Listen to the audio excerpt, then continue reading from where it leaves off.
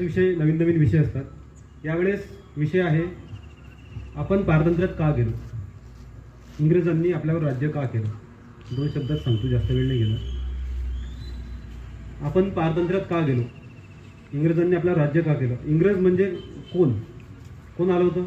व्यापार करायला, मसाल्यांचा व्यापार करायला फक्त काही लोक आले होते।